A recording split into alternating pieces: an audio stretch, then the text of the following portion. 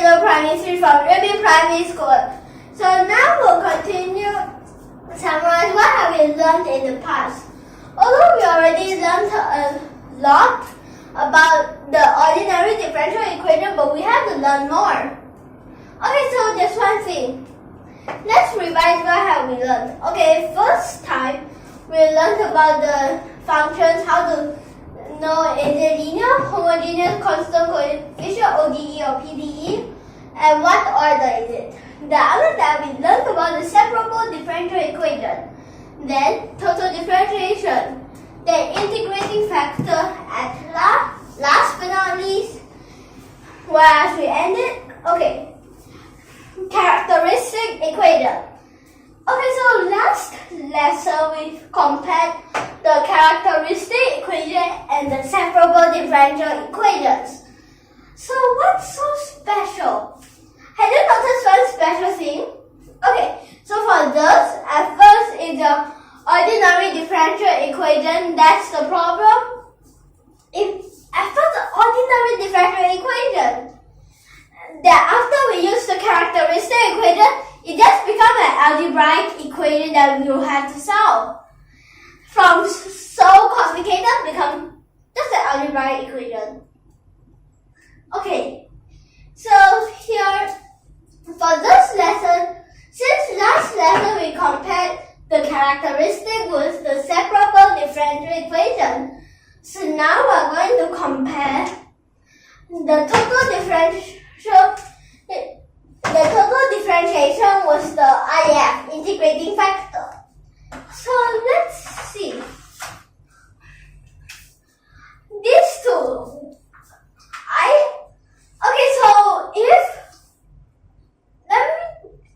so what if I say exact? Exact. Okay, exact you always say is exact, is exactly, perfectly like that. But what if I write an equation? So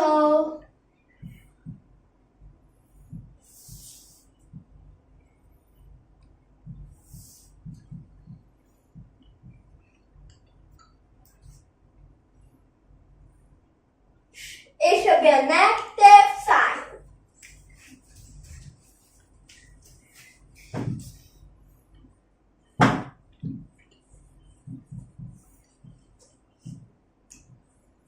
And then equals to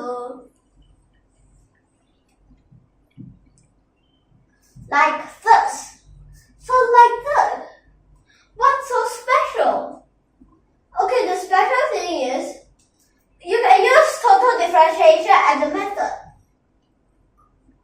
So it will become e to the power of x, then here cosine y equals, wait, but there's one thing. Separable differential equation, you can separate it. But total differentiation, there's one part definitely you cannot separate for x and y. But what's so special with these two? Okay, the integrating factor, what's so special? It's perfectly a part of the integrating factor.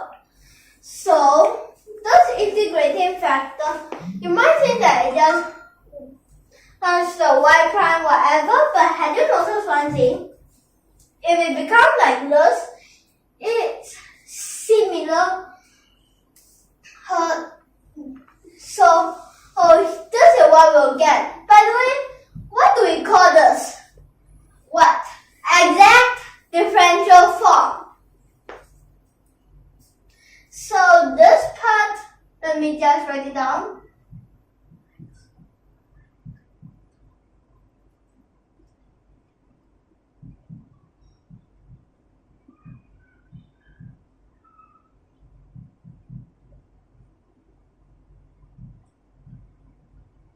Like this. So for this, then what is this whole thing? This whole thing is exact differential equation. So, does the word exact itself give you a clue? Had it? Yes, it did actually. So, let's just wait.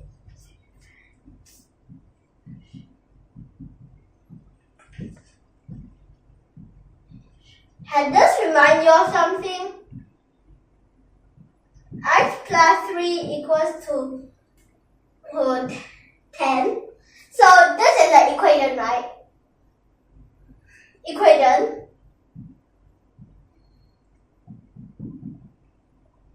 Then what is this part? This part is an expression.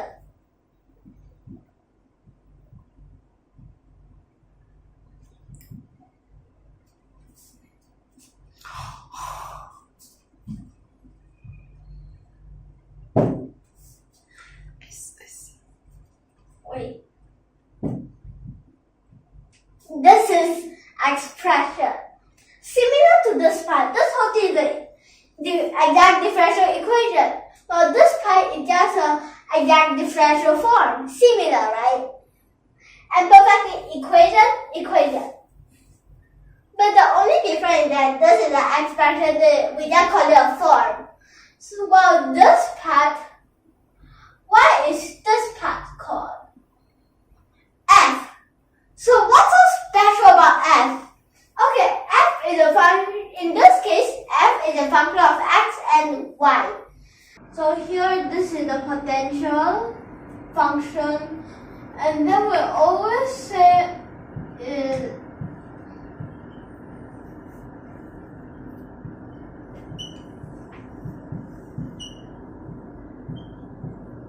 these two are equal.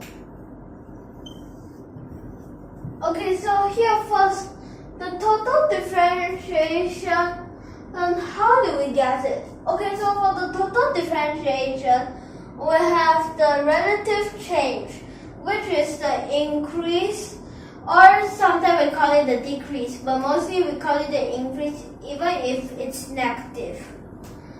Then this part, other than the increase and decrease, we also usually write partial y, partial x, because then when we have three variables become partial z, partial y, partial x. Then partial z, partial y, partial x, when they separate so when they are separated, it will become partial x, partial y, then partial f, partial z. Becomes like this. So I usually write it like this. Then, but we also have to prove that these two are the same. In order to know that these order all can. Okay, so let's see. For this part, let's see here. Where is partial? Okay, so becomes. Okay, so this part, let's just write it down. So this will equal partial f, partial x is this part.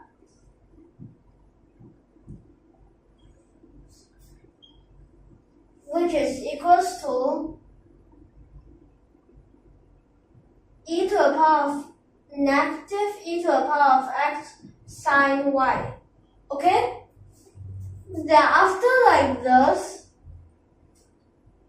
becomes partials. This is first part we already get here. Then just write this.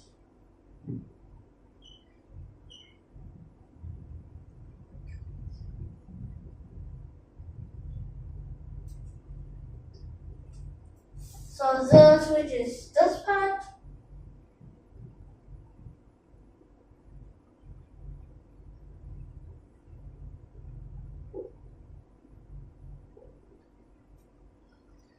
So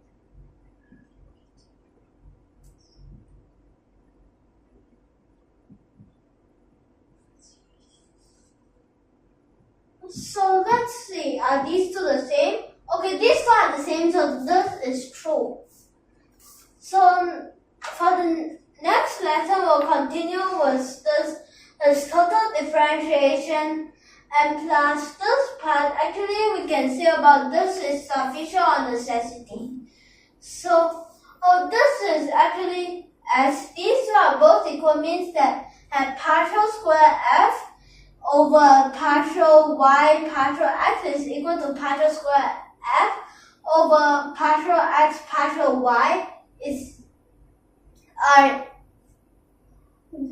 and partial square f over partial x partial y is equal to this part, means that it's both sufficient and necessity. So now we'll end here. Next time we will continue with these, and thank you for your watching.